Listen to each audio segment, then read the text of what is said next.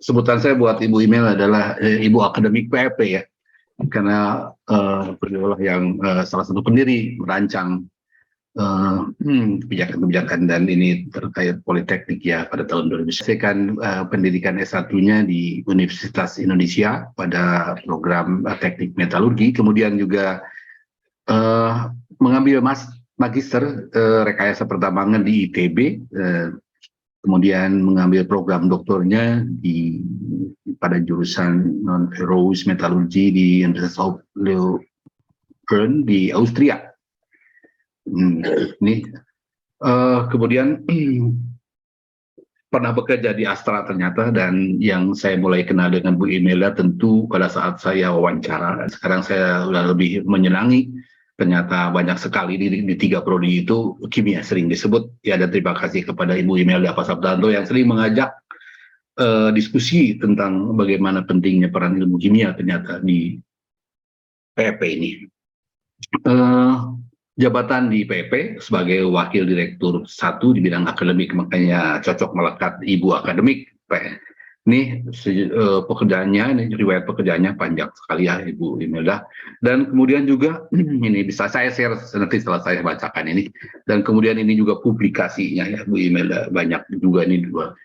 Baik, ini sekarang kita lihat dulu waktu persis pukul 10 ya Bu ya.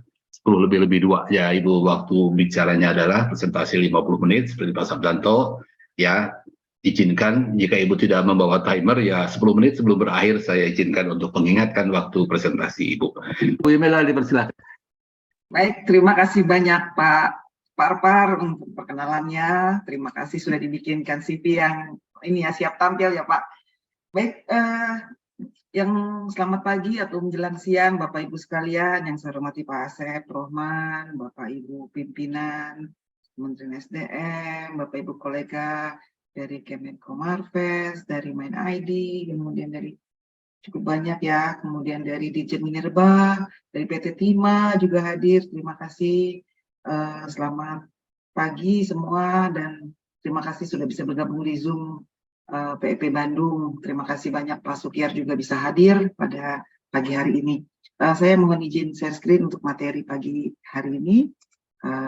Tadi seperti yang disampaikan Pak Satpanto, saya melanjutkan begitu ya, melanjutkan kisah Wolfram ini di Indonesia ya. Jadi mungkin sebenarnya mungkin sebagai perkenalan, kami ada proyek penelitian dari tahun 2021 sebenarnya hingga saat ini dengan tema besar adalah ekstraksi logam berharga dari proses timah.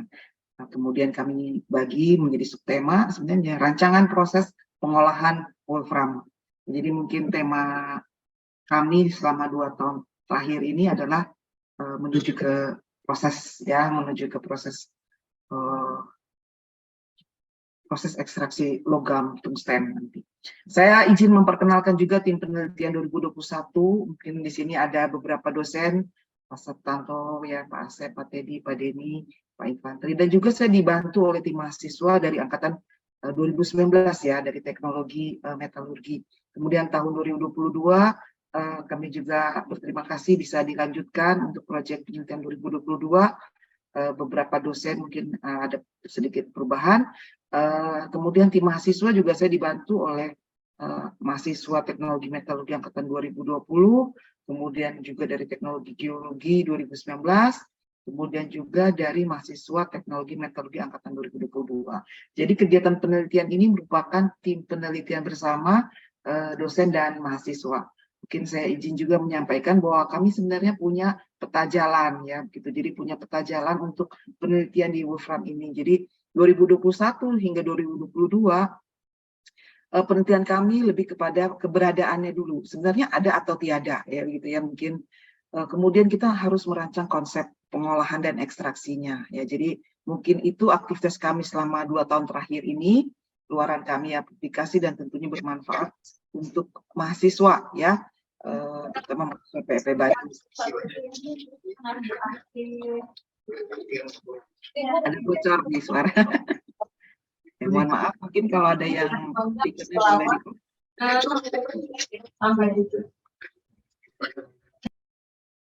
mungkin panitia bisa bantu ya untuk di mute ya. Oke, Baik, kalau sumber dana, ini kami berterima kasih, kami menggunakan dana APBN Kementerian SDM, sehingga kami bisa menjalankan dari tahun 2021.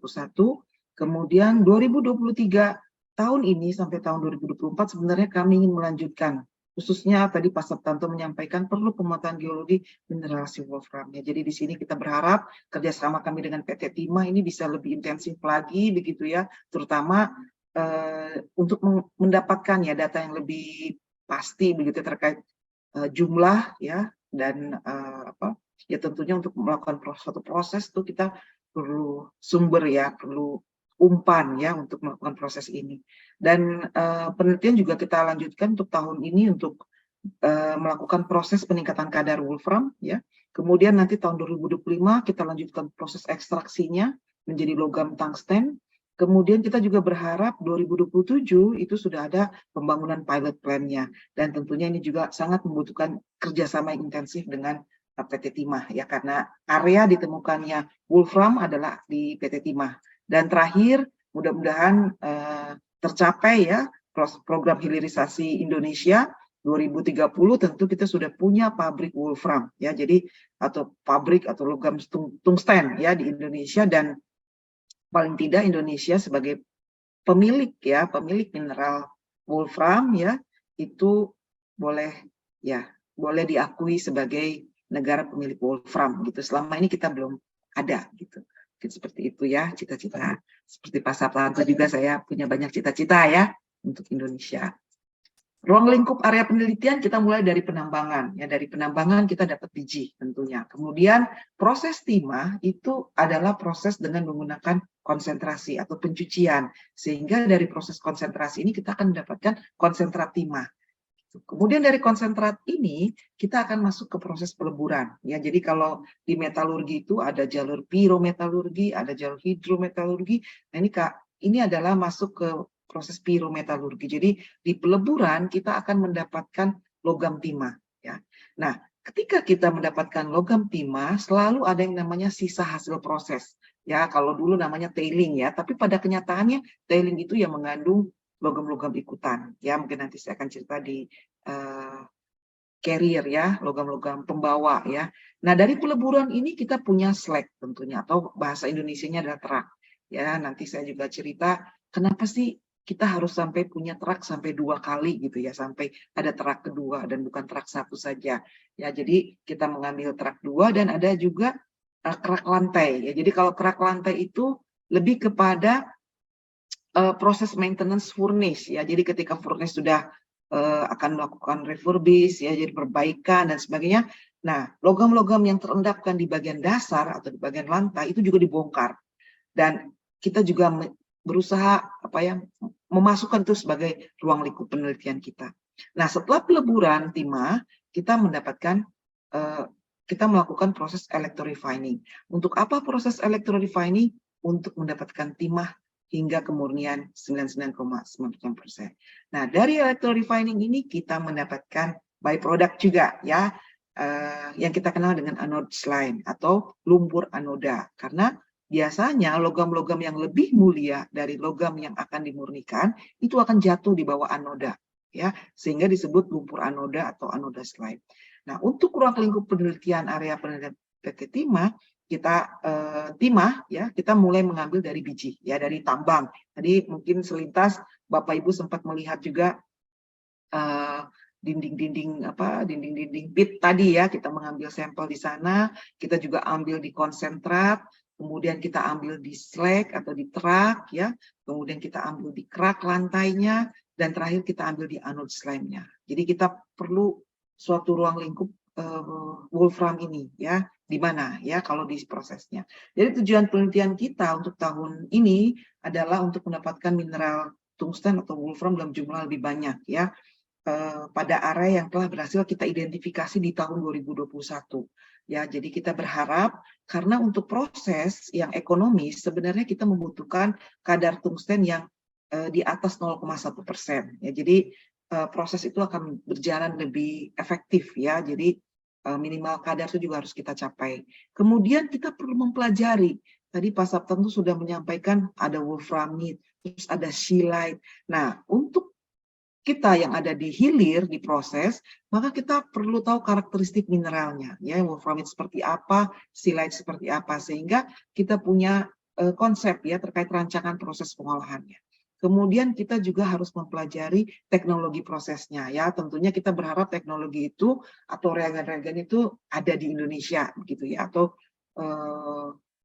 kapabilitasnya mampu untuk melakukan pemisahan ini. Dan tentunya hasil yang kita harapkan tahun ini, ya, jadi ini mungkin rangkaian dari 2021, tahun ini kita bisa menyampaikan flowsheet proses pengolahannya. Seperti itu. Overview-nya mungkin di mana sih tungsten, mungkin sebagian tadi sudah disampaikan Pak Sartanto, tapi juga menarik untuk kita lihat dari sisi proses ya. Jadi negara paling besar kalau dilihat dari cadangannya ada di China ya, dan Rusia ya. China 70.000 ton, Rusia 2.400 ton, dan Kanada. Ya, Kanada di 2.700 ton. Jadi saya baca beberapa perusahaan ya yang memproses ini di Kanada juga ada yang disebut dengan kantung atau Kanada tungsten ya. Jadi beberapa mungkin tahun yang lampau itu sudah memproduksi tungsten ya. Mungkin itu. Kemudian di Asia kita ketemukan ada di Vietnam ya, mungkin dari peta ini, kemudian ada di Amerika Selatan, Afrika ya, ini ada di Bolivia, kemudian ada di Portugal ya, kemudian di Austria, tempat saya sekolah ya, di Mittersteel, itu saya sekolah di Leeuwen, tetapi waktu salah satu kuliah itu ada juga pelajaran terkait wolfram ini, jadi menarik ya.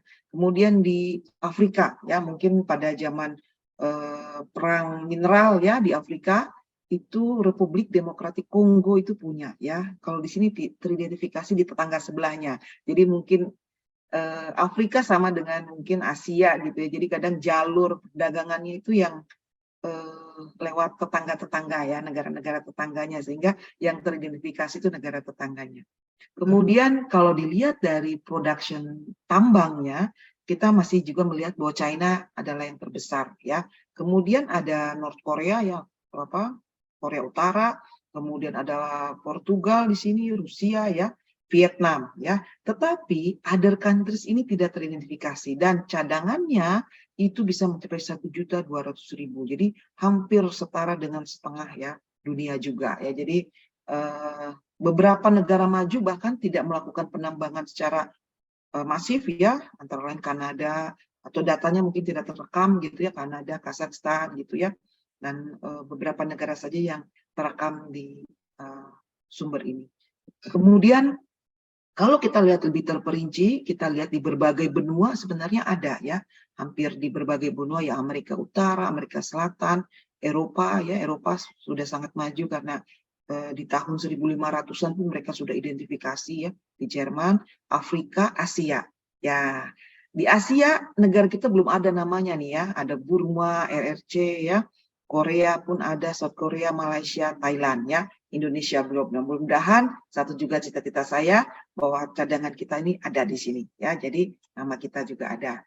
Nah, masuk ke interconnected carrier metal ya. Jadi metalurgi berusaha mengidentifikasi logam-logam pembawanya ya. Jadi kalau kita lihat di sini, di mana sih wolfram itu?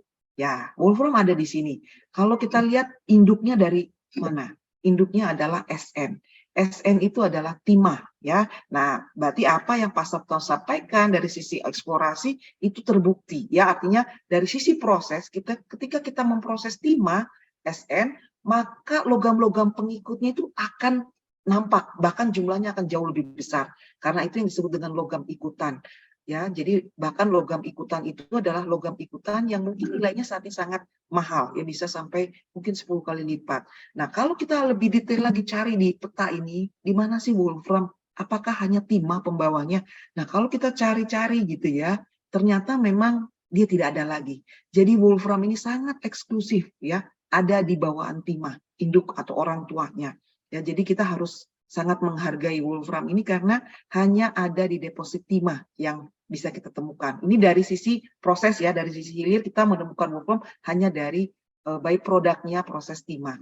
Nah, sama mungkin saat ini gencar di Indonesia program hilirisasi ya. Saya pikir kita harus mendukung hilirisasi ini karena tanpa hilirisasi di Indonesia kita tidak akan mendapatkan by product yang seperti saat ini kita nikel ya. Nikel itu pembawanya sangat banyak, bahkan kobalt gitu ya, yang mungkin dulu tidak ada artinya begitu ya. Tetapi ini sebenarnya harganya 3 kali lipat dari harga nikel.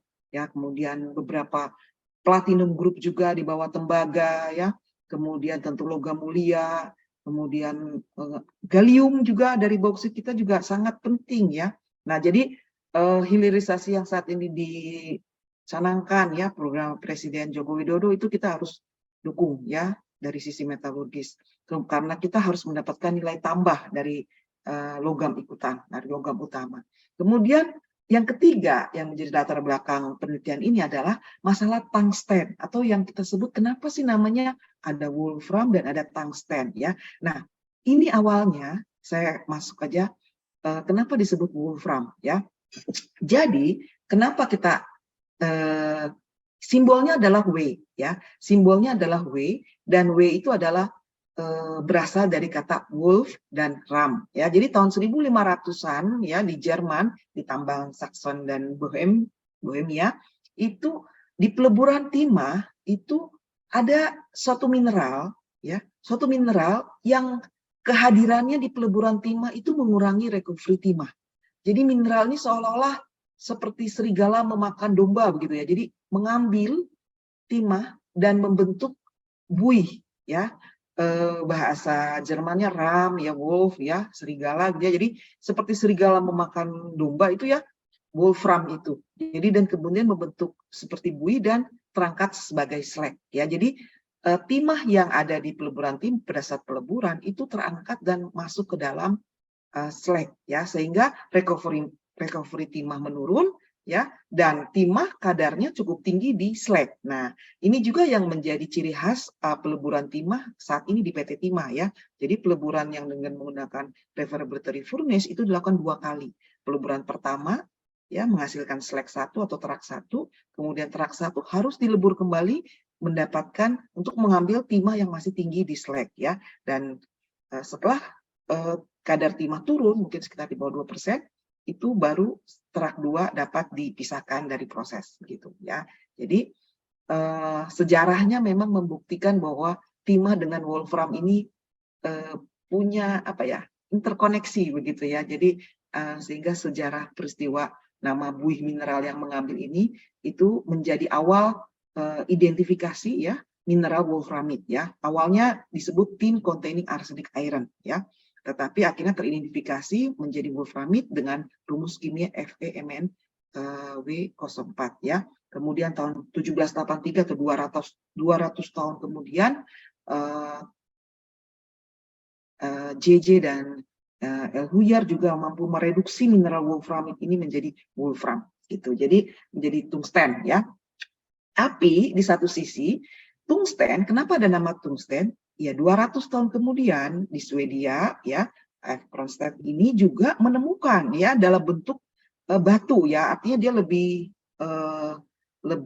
bukan hanya mineral pengambil yang ditemukan di proses peleburan timah, tapi menemukan di alam ya, di mineral ketika akan melakukan proses peleburan timah ya. Jadi dia menamakan itu tungs heavy yang batu berat dan stein batu, jadi batu berat. Nah ini apa sih batu ini ya? Kalau dilihat ternyata dia mengandung kalsium, sehingga dia menamakan mineral yang pertama kali diidentifikasi ini sebagai calcium containing iron mineral ya. Kemudian juga dia mengidentifikasi itu scheelite ya dengan rumus kimia CaW04 gitu. Jadi ada mineral wolframit penghasil wolfram dan ada scheelite penghasil wolfram juga. Dan namanya akhirnya wolfram itu cenderung kepada mineralnya, tetapi tungsten ini cenderung kepada logamnya. Sehingga memang dengan rumus kimia W, untuk logamnya kita menyebutnya itu tungsten gitu ya. Tetapi untuk mineralnya atau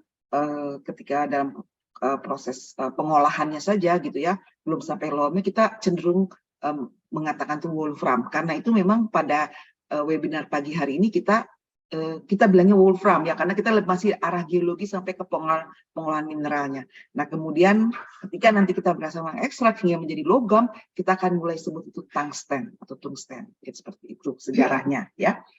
Kita lanjut Ya, mineral pembawa tungsten ya saat ini yang teridentifikasi ada wolframit dan silicate ya.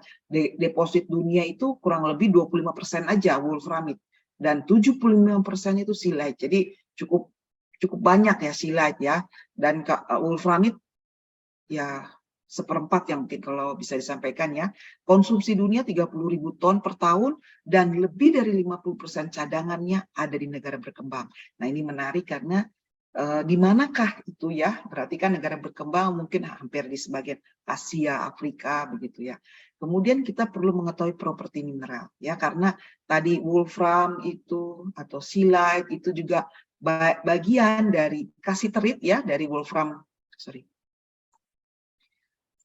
materi wolfram itu ada pembawa kasiterit. Kita boleh lihat dari berat jenisnya ya. Ternyata berat jenisnya itu tidak banyak beda ya. Karena itu memang dia itu seperti saudara kembar tiga begitu ya. Jadi ketika kasiterit itu diolah ke timah, maka silicate dan wolfram itu akan ikut ke proses begitu ya. Kalau dilihat dari sifat elektrostatiknya, kasiterit konduktor, silicate non konduktor, wolfram kan mengandung besi juga sedikit konduktor ya. Jadi kecenderungannya ke arah konduktor. Kemudian magnetik, kasiterit punya sifat non-magnetik, silicate non-magnetik, tapi wolframit karena mengandung besi itu cenderung ke paramagnetik.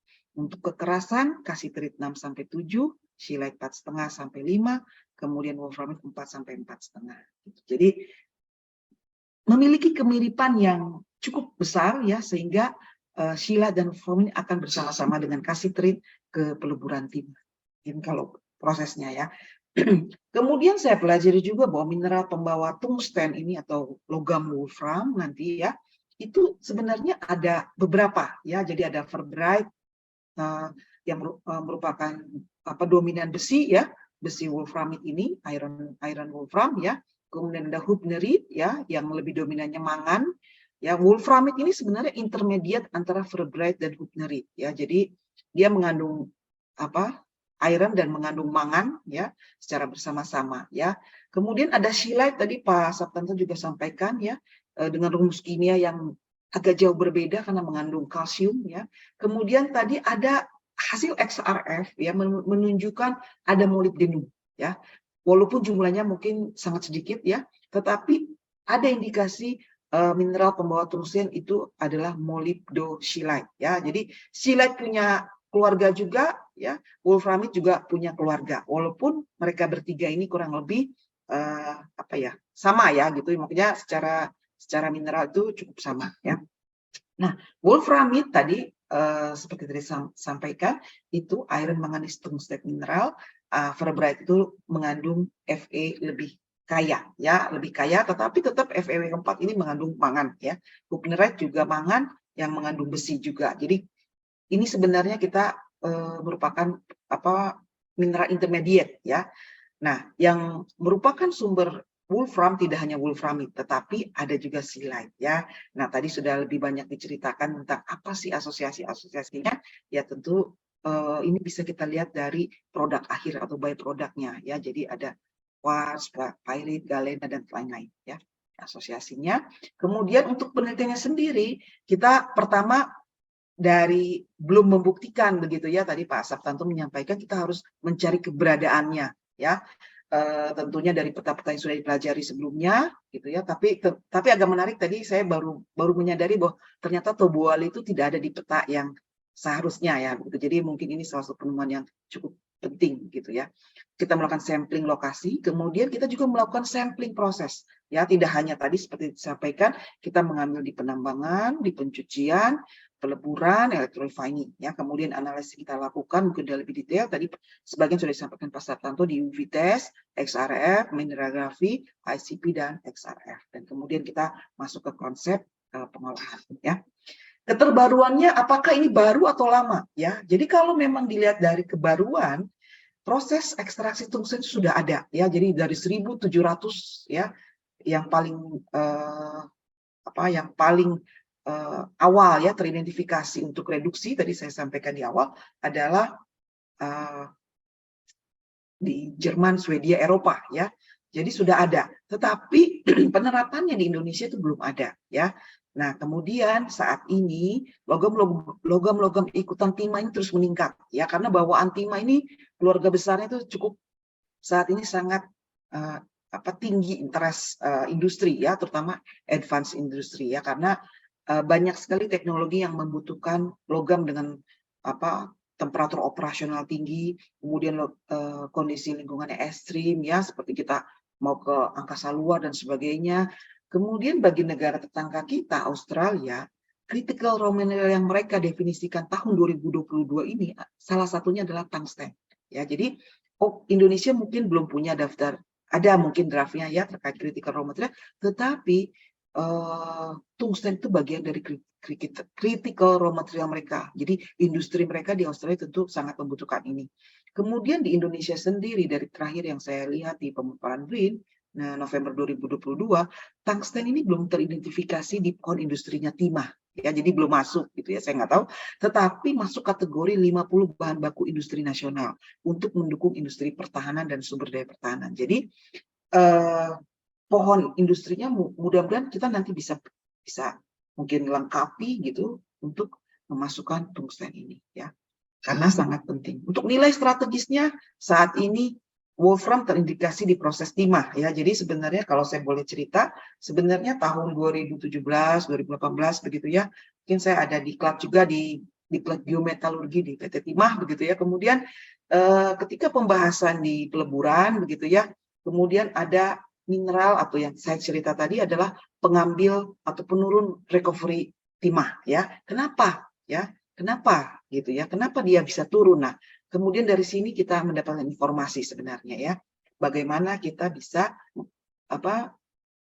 mungkin mengambil wolfram di awal karena akan mengganggu proses, ya.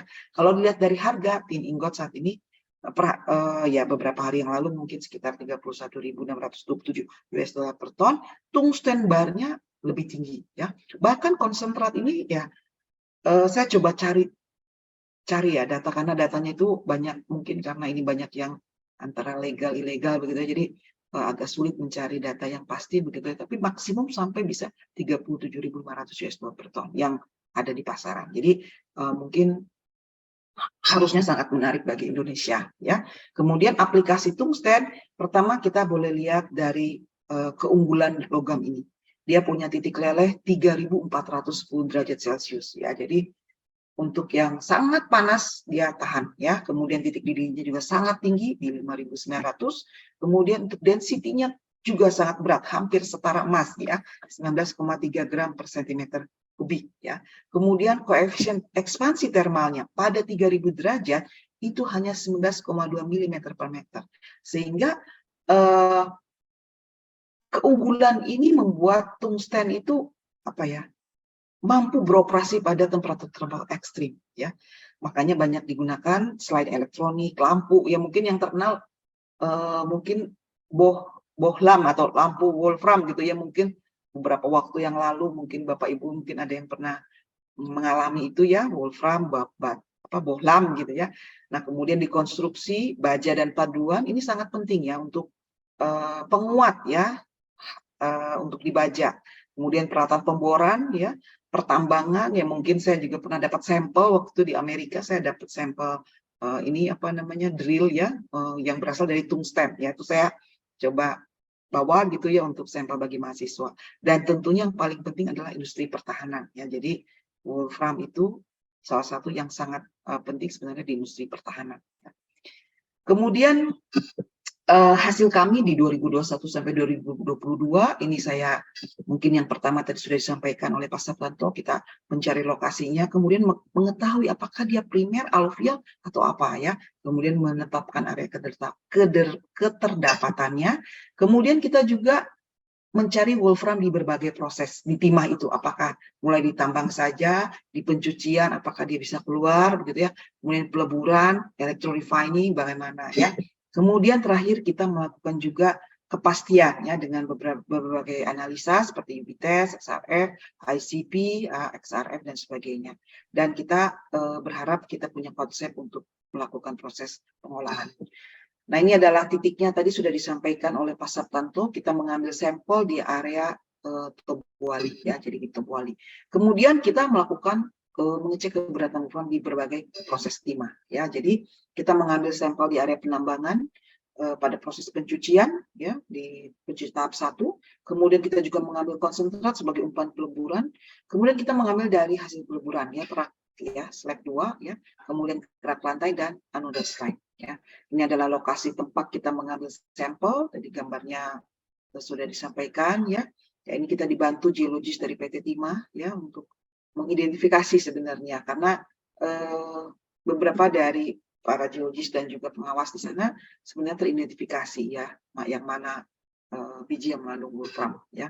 Jadi kita mengambil sampel ya, kemudian kita kumpulkan. Kalau saya mengumpulkan itu lebih kepada untuk proses gitu ya, mengumpulkan berbagai sampel ya yang terlihat. Ya, ini ada Pak Erwin ya, Pak Erwin yang membantu mengambil sampel. Kemudian 500 meter dari tempat kita mengambil wolfram, itu kita bahkan menemukan masyarakat yang juga mengumpulkan gitu ya. Jadi saya mengumpulkan, dia juga mengumpulkan. Nah, tetapi yang mereka kumpulkan itu udah konsentrat ya. Jadi kita bisa lihat ibu-ibu ya melakukan proses pengecilan ukuran ya. Jadi kita lihat bijinya ya, betul teridentifikasi wolfram. Kemudian mereka melakukan proses pengecilan ukuran ya, dihaluskan ya seperti pasir begitu ya. Kemudian ternyata sudah ada yang mengumpulkan gitu ya. Saya tanya, ibu bayar berapa nih? Oh enggak bu, saya cuma terima, saya tumbuk, kemudian ongkos tumbuk saya aja yang dibayar. Kalau nggak salah 30.000 ya, sekitar 30.000, 40.000 saja ya per karung kecil gitu ya. Jadi mungkin setengah hari sudah selesai, dia dapat upahnya. Barangnya dia nggak tahu, saya nggak bisa ambil, nggak bisa minta, sedikit saja bu, ya kira-kira gitu ya Pak. Waktu itu kita meminta ya, hanya untuk sekedar. Nah kemudian setelah itu kita lanjutkan ke area pencucian ya. Jadi di area tempat kita menemukan tungsten atau wolfram tersebut, kita menuju ke area pencucian. Di sini kita menemukan satu alat ya, jigging ya, area pencucian itu saat itu sedang beroperasi ya. Jadi kita lihat proses pencucian dengan menggunakan jigging itu sebenarnya berdasarkan berat jenis ya. Sebenarnya ini bukan mengambil wolfram, tapi mengambil timah ya. Jadi timah dengan berat jenis yang kurang lebih sama dengan wolfram dan cassiterite di atas 6 gitu ya, itu akan terendapkan ya. Jadi bapak-bapak ini sedang mengambil timah sebenarnya ya, konsentrat timah. Jadi ini kita mengambil sampel di sini. Jadi ini ada yang tahap 1 yang di atas ya. Kemudian di bagian bawah juga kita identifikasi ya. Jadi ini bagian bawah dari pengambilan timah ya. Jadi kita mengambil sampel ya. Setelah kita di area pencucian, kita menuju area peleburan ya. Jadi kita ke arah, mungkin kita kenal dengan nama muntok atau mentok ya. Jadi ke arah utara sebenarnya ya dari area tempat tadi. Nah, pertama kita melihat kerak lantai dulu karena kebetulan ada di luar gitu ya. Jadi kita identifikasi karena kerak lantai, kita berpikir waktu itu ya, apakah tungsten itu punya titik leleh yang sangat tinggi ya. Tetapi ketika peleburan timah, apakah ada kemungkinan dia juga mungkin dengan berat jenisnya yang 19,3 ketika proses reduksi terjadi, dia juga mungkin akan jatuh begitu ya. Jadi kita perlu membuktikan ya kecurigaan itu, apakah dia juga akan jatuh ke bawah karena berat jenis sangat tinggi sekitar 19,3 ketika dia tereduksi, walaupun memang belum tereduksi karena suhu operasional timah saat ini cuma di 1.200 saja ya, tetapi kita tidak mungkin kemungkinan tersebut, sehingga kita mengambil juga di kerak lantai.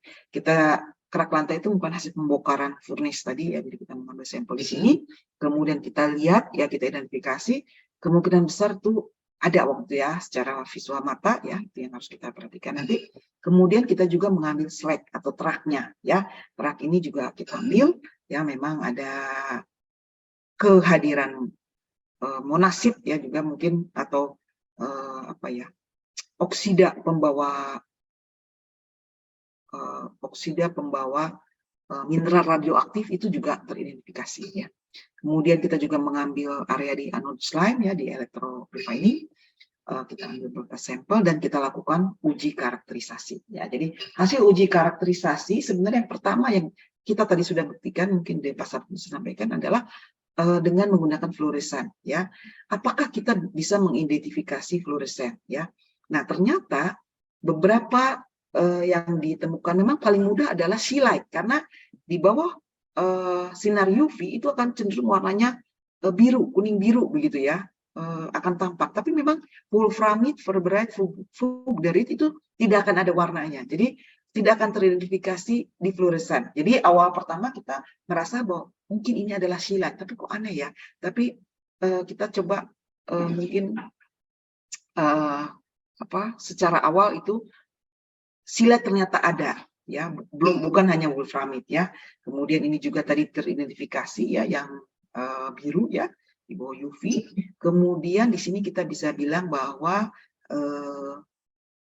mineral yang kita bawa kemarin di bawah sinar UV berwarna biru, berarti ada kemungkinan sea light ada ya. Kemudian Pak Saptan sudah melakukan XRF tadi, juga datanya sudah menunjukkan ya. Kemudian kita melakukan mineralografi dari warna ya. Nah, warna untuk sea light memang cenderung putih ke abu-abuan atau putih ke arah coklat begitu ya, putih ya. Sedangkan wolframite itu coklat kehitaman ya, karena banyak mengandung besi ya, jadi besi kehitaman. Kemudian ferberite hitam, fulgurite coklat merah kecoklatan. Nah, kita coba identifikasi kehadiran mineral-mineral ini ya. Oke. Kemudian ya kita lanjutkan lagi. Nah, sampel-sampel yang kita identifikasi, kita lihat ya di mineralografi di bawah mikroskop. Tadi sudah disampaikan buat nanti adik-adik yang mungkin hadir di Zoom ini, yang ingin melanjutkan kuliah gitu dan pengen jadi seorang geologis gitu ya. Nah, ini tempat yang tepat ya untuk sekolah nih, sekalian saya promosi ya. Jadi kita melihat kehadiran wolframite ya. Jadi mungkin di sini kita lihat warnanya hitam ya. Hitam ya, itu dari sampel geologinya. Kemudian juga ada hitam dan juga ada putih keabu-abuan ya. Jadi ini hasil mineralografi dari mahasiswa geologi itu juga terbukti ya. Jadi selain sea light ada wolframite ya. Jadi ini hasil pencucian ya. Kemudian kita ambil konsentrat ya. Oh, ini kerak lantai. Nah, di kerak lantai itu sudah menjadi senyawa logam ya, tapi kita sedang melakukan pengujian lagi ya, karena warnanya menjadi putih ya, seperti logam ya. Ini sedang kita lakukan juga. Kemudian untuk di slide itu kita tidak temukan ya. Untuk detailing hasil pencucian kita juga tidak temukan ya, belum ya. Mungkin memang akan ini mengindikasikan bahwa memang wolframite sea light itu bersama-sama dengan kasiterit itu menuju peleburan ya. Jadi tidak terbuang ke tailing. Jadi kalau di tailing itu tidak ada ya, tidak perlu. Ya, jadi hasil kesimpulan dari mineralografi dan juga XRF itu untuk area penambangan biji kita menemukan wolframite dan sea light, proses pencucian juga kita menemukan wolframite dan sea light, peleburan kita juga menemukan wolframite dan sea light. Hasil peleburan khususnya di kerak lantai itu kita tidak identifikasi, tapi ada ya dalam bentuk senyawa logam ya, mungkin seperti itu. Untuk electrorefine ini kita tidak temukan ya, jadi kita bisa berkonsentrasi dari area penambangan hingga konsentrat sebenarnya ya. Kemudian kita lakukan ICP atau OS analysis, juga dilanjutkan dengan XRF ya. Nah, XRF ya, kita mungkin waktunya masih cukup ya, sampai jam 10.40 ya. Ya, mudah-mudahan masih ada. Oke, 10 menit Bu, aman. Aman ya. Oke, baik ya. Jadi kita melakukan identifikasi ya dari area-area tadi dengan menggunakan ICP dan XRF, dan kita menemukan kalau mungkin lewat XRF ya, mungkin kalau Pak Sartanto mungkin uraknya langsung begitu ya, sehingga bisa ribuan ppm, tapi kami dari area biji kita menemukan sekitar 700 ppm ya. Untuk di area pencucian mungkin masih belum homogenisasi kurang baik ya, di 31 ppm. Kemudian di umpan peleburan 67 ppm. Hasil peleburan di slide atau itu mencapai lebih dari 2000 ppm. Dan kerak lantai juga kita identifikasi ada sekitar 1000 ppm. Kemudian kita lakukan analisa kedua, di hasil pencucian juga tinggi sebenarnya ya, di 0,71%. Ya, jadi ini cukup tinggi sebenarnya. Kemudian di hasil peleburan kita identifikasi juga terak ya, itu cukup tinggi ya. Dan terakhir di kerak lantai juga ada ya, dalam hitungan persen. Kemudian di electrorefining sebenarnya ada, tapi memang sangat kecil ya, sekitar 200 ppm. Jadi tentunya di mineralografi itu akan sulit teridentifikasi. Ini hasil dari analisa kita, kemudian kita lakukan rancangan pengolahan. Nah, jadi kita harus bisa membedakan mineral pembawa wolfram ya. Jadi ada wolframite dengan keluarga besarnya hubnerite dan juga ferberite ya. Kemudian silite juga punya keluarga tadi dengan mobdocilite begitu ya. Nah, wolframite itu kita harus lakukan dan silite itu lakukan konsentrasi gravitasi ya. Jadi nanti kita akan lihat. Kemudian untuk wolframite kita bisa lanjut ke magnetik, tetapi untuk silite itu kita bisa lanjut ke flotasi ya. Jadi kadar WO3 yang kita harapkan adalah di atas 65%. Dan kadar WO3 di atas untuk silite itu juga kita harapkan bisa lebih tinggi ya, karena jumlahnya bisa lebih banyak ya, 70%. Nah, kita lihat dari propertinya. Tadi silite, wolframite, ferberite, hubnerite ya. Secara kekerasan mungkin kurang lebih hampir sama begitu ya. Kemudian berat jenis ya, silite lebih rendah sedikit ya, hanya sedikit saja dibandingkan pembawa mineral wolfram lainnya. Tetapi dari sifat magnetik dia non magnetik ya. Kemudian dari sifat elektrostatik dia non konduktor. Berbeda dengan keluarga wolframite lainnya, dia sifatnya paramagnetik dan konduktor. Sehingga kita bisa lanjutkan mungkin ke sifat-sifat ini ya. Kalau kita lihat juga wolframite silite ini dengan keluarga besarnya di timah, ada kasiterit, kemudian kita temukan ilmenit, kita temukan hematit, zirkon, monasit, kuarsa, maka dari sisi berat jenis yang paling pertama yang kita bisa pisahkan adalah kuarsa ya, karena dia sangat rendah di 2,6 saja, sedangkan yang lain-lainnya ini jadi sudah tepat ya. Jadi proses pencucian grafiti itu juga yang menunjukkan benar bahwa wolframite dan silite itu terbawa ke kasiterit gitu ya. Jadi satu paket lah ini ya. Kemudian dari sisi konduktor dan non konduktor kita bisa melakukan pemisahan, tetapi mungkin bertingkat ya, karena antara silite dan wolframite juga berbeda dan mineral-mineral pengikutnya juga banyak memiliki perbedaan gitu ya. Kemudian dari sifat magnetik kita lihat ada non magnetik dan paramagnetik, tetapi pengotor lainnya ada non magnetik juga, sehingga juga kita harus melakukan pemisahan. Dan terakhir kekerasan. Ya, jadi perbedaannya dengan kuarsa mungkin atau kasiterit adalah di kekerasan. Kemudian kita pelajari juga metode apa yang tepat dan di ukuran berapa, begitu ya untuk gravitasi. Kebetulan saat ini di PT Timah berlangsung JIK ya, tentunya ukurannya di atas 22 mili. Ya, kita punya table ya, mungkin kita harus bikin ukuran sekitar 70 mikron begitu ya. Kemudian jika kita punya apa namanya gravity Nelson konsentrator, itu juga akan jauh lebih bagus dengan kita bisa melakukan pengecilan sampai sekitar 200 mesh ya. Itu akan bisa kita aplikasikan ke wolframite dan silite ya. Kemudian nanti untuk magnetik ya, kita bisa menggunakan high intensity magnetic separator. Kemudian lakukan flotasi ya untuk silite khususnya ya. Dan terakhir optical yang tadi sudah kita lihat ya, baik itu fluorescent atau warna ya. Itu kemudian kita membuat rancangannya dari sampel tobuali kita melakukan proses crushing, pemisahan gitu ya, kemudian melakukan low intensity dan high intensity, kemudian ya ini beberapa batu yang kita terima tadi dari lapangan ya, kita lihat identitas 10 cm, kemudian saya dibantu oleh mahasiswa tadi melakukan proses pengecilan ukuran. Ini kami lakukan di kampus lapangan Cipatat Padalarang ya, PPSDM Geominerba.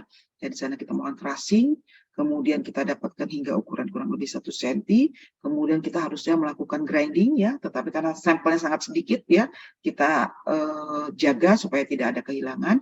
Kita lanjutkan ke pulverizing ya, jadi di pulverizing itu alatnya akan lebih spesifik untuk lebih menghaluskan ya, untuk proses ke konsentrasi kita akan mencapai sekitar 150 mesh ya. Kemudian kita siap ke proses pulverizing, ini juga di kampus lapangan Geominerba. Kita lakukan proses pulverizing, saya dibantu oleh mahasiswa angkatan 2019 ya.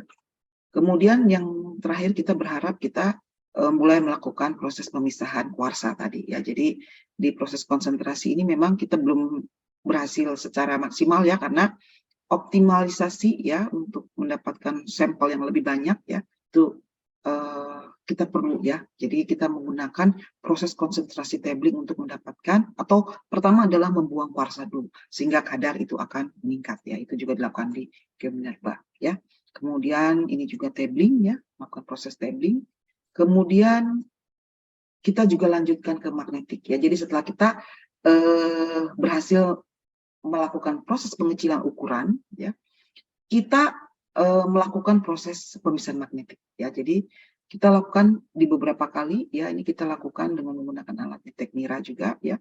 Itu medan magnet 1000 Gauss, kemudian medan magnet 4000 Gauss, kemudian medan magnet 14.000 Gauss. Jadi karena sifat mineralnya adalah paramagnetik, jadi kita berharap lewat medan magnet yang rendah itu mineral besi dan senyawa besi atau seperti ilmenit dan lain-lain itu dapat keluar sebagai konsentrat pertama, ya. Kemudian kita harus mengeluarkan lagi konsentrat kedua dengan medan magnet yang lebih tinggi lagi, ya, 4000, ya, sehingga kita berharap pengotor besi atau apa yang sifatnya mengandung besi itu dapat dikeluarkan. Kemudian non magnetnya kita lanjutkan proses magnet, ya, di 14.000 Gauss. Kemudian kita akan dapatkan konsentratnya dan sisanya adalah derivatif non magnetik, ya. Jadi kita berharap hasilnya kita peroleh, ya. Jadi kalau kita lihat dari sifat magnetik mineral, ada kasiterit itu non magnet, ya, maka dia akan menjadi non magnet. Silicate non magnet akan jatuh juga. Kemudian zircon non magnet, kuarsa non magnet, wolframit paramagnetik, dan ilmenit, hematit, monasit itu magnetik. Jadi memang kita akan bisa menemukan silicate, ya, dan wolframit itu di beberapa konsentrat, ya. Itu kalau dari sisi magnetnya. Dan betul kita bisa melihat di sini mungkin terlihat, ya, di bagian sini mungkin, ya, wolfram itu yang biru, ya, itu di konsentrat 1 terbawa, ya, oleh besinya. Kemudian konsentrat 2 cukup tinggi, ya, konsentrat 3 cukup tinggi, ya, dan yang terakhir non magnetik, ya. Jadi identifikasi terakhir non magnet adalah scheelite yang mengandung paramagnetik antara konsentrat 3 begitu, ya, mungkin terbawa juga ke non magnetik, dan juga kemungkinan besar juga masih terikut ke mineral-mineral besi, ya, sehingga besi dengan wolfram kita juga lihat dari mangan, kehadiran mangan, ya. Mangan juga ada di berbagai konsentrat atau di berbagai produk, sehingga wolframit mungkin lebih dominan dibandingkan scheelite, ya. Ini menurut sedikit pandangan saya, ya. Kemudian untuk tahap lanjut kita juga harus melakukan lagi, ya, di dalam proses, ya, kita akan melakukan proses pengecilan ukuran. Kemudian kita harus melakukan dengan sampel, ya, mungkin tahun ini kita juga sudah berbicara untuk melakukan pengambilan sampel lebih banyak lagi untuk melakukan shaking table, ya. Jadi kita berharap kuarsa akan kita keluarkan supaya beberapa konsentrat yang penting ini dapat kita ambil. Baru kemudian kita lakukan low intensitas magnet, ya. Mungkin sebelumnya kita pakai 3000, mungkin kita bisa langsung sekitar 5000 begitu, ya, untuk mengeluarkan beberapa logam besinya, di mana sisanya, ya, seperti kasiterit, scheelite, wolframit ada di sini. Kemudian kita lakukan high intensity, ya. High intensity ini dengan harapan wolframit akan keluar di konsentrat kedua, gitu, ya. Tuh. Kemudian kita akan setelah para wolframit itu bisa keluar, maka yang tinggal kasiterit, scheelite, dan zircon, ya. Kemudian dari sini kita bisa melakukan elektrostatik, ya, dengan untuk mengeluarkan kasiterit, ya, sebagai non konduktor. Kemudian scheelite, zircon itu kita bisa lakukan nanti tinggal shift shaking, ya, karena ada kekerasan yang berbeda antara scheelite dengan zircon, ya, di situ, ya. Kemudian kita bisa lakukan lagi shaking table untuk mengeluarkan zircon, dan terakhir adalah scheelite, ya. Jadi ini adalah rancangan proses yang dimana kita nggak bisa lakukan sekaligus untuk mendapatkan wolfram, ya, mineral wolfram konsentrat. Jadi ada para wolframit dulu, baru kemudian scheelite, ya. Kemudian selanjutnya nanti kita akan lakukan proses ekstraksi setelah konsentrat itu kita lakukan. Dan ini akan kita banyak menggunakan proses hidrometalurgi, ya. Tentunya kita juga PEP Bandung sudah memiliki reaktor, ya, pressure leaching kita sudah punya, ya. Dan mungkin yang belum adalah magnetic separator, ya, dengan high intensity karena harganya ternyata miliaran juga, ya. Jadi kita belum punya. Tetapi kita berharap dengan berbagai tahapan proses kita akan lanjut, ya, untuk melakukan proses pelindian. Kemudian kita akan lakukan proses presipitasi, solvent extraction, recovery, ya, untuk meningkatkan kadar kristalisasi hingga didapat nanti amonium paratungstate, ya, APT, ya. Amonium paratungstate inilah yang kemudian dikalsinasi, kemudian masuk proses peleburan di temperatur sampai 850, ya. PEP Bandung juga sudah memiliki furnace, ya, untuk sampai 850, dan kita akan melanjutkan, ya, hingga terbentuk tungsten ya, elemental tungsten powder yang kemudian kita lebur kembali ya karena memang temperaturnya sangat tinggi sehingga kita perlu temperatur sehingga 1600, dan terakhir kita akan berhasil mendapatkan tungsten carbide powder ya. Jadi ini mungkin 2025 kita akan lengkapi dulu semuanya sehingga kita bisa mengekstrak. Mungkin itu kesimpulan yang bisa saya ambil. Yang pertama adalah bahwa dengan analisa yang lebih detail itu menunjukkan bahwa tungsten atau wolfram itu ada di biji, konsentrat, terak, ya, bahkan di kerak latai, yaitu wolframit dan silite dan keluarga-keluarga mereka, begitu ya. Tapi bukan tunggal ya, bukan silite saja atau wolframit saja gitu ya. Kemudian mineral pembawa tungsten itu wolframit dan silite itu punya perbedaan sehingga tahapan prosesnya juga tidak bisa diambil sekaligus. Dan terakhir, rancangan proses ini harus disusun sesuai dengan karakteristik properti dari sifat biji tungsten itu sendiri, wolframit atau silite ya, dan juga mempertimbangkan mineral pengikutnya, kasiterit, ilmenit, hematit, monasit, zirkon, dan kuarsa. Selanjutnya untuk rekomendasi, kita tentu ingin membuktikan pengujian proses kita dengan jumlah biji yang lebih banyak ya, dengan peralatan gravity, magnetic flotasi ya. Untuk flotasi tentu reagen ini juga sedang dalam pembicaraannya karena belum ada atau masih belum teridentifikasi reagen untuk flotasi ini saat ini ada di Indonesia begitu ya. Kemudian kita juga perlu melakukan konsentrasi untuk mengurangi kadar kuarsa dulu, dan kita juga perlu meningkatkan proses magnetic separation dengan magnetik yang lebih tinggi. Dan terakhir kita mempersiapkan sampel-sampel kita ya untuk mendapatkan ekstraksi logam berharga itu lebih banyak lagi. Daftar pustaka yang saya pakai bisa dibaca nanti ya. Kemudian ke depannya 2023 ini sebenarnya kita berharap mahasiswa magang juga akan membantu proyek ini ya, atau mahasiswa tugas akhir. Kemudian kita juga lakukan analisis sampel ya, tidak hanya di Intertek tapi juga di BTG Service ya. Kemudian juga meningkatkan penelitian dosen ya. Saya ucapkan terima kasih sebesar-besarnya apresiasi untuk BPSDM SDM, Kementerian SDM untuk anggaran penelitian yang telah diberikan selama 2 tahun terakhir ini.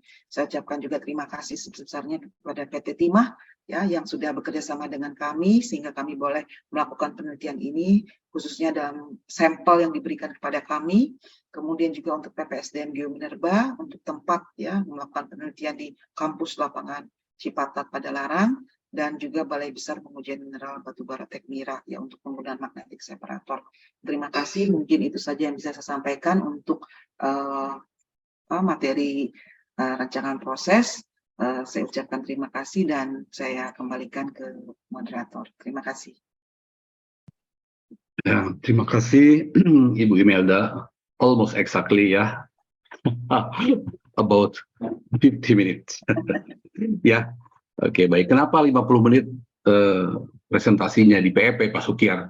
Karena kita terbiasa dengan JP, jam pelajaran. Jadi 1 jam pelajarannya 50 menit.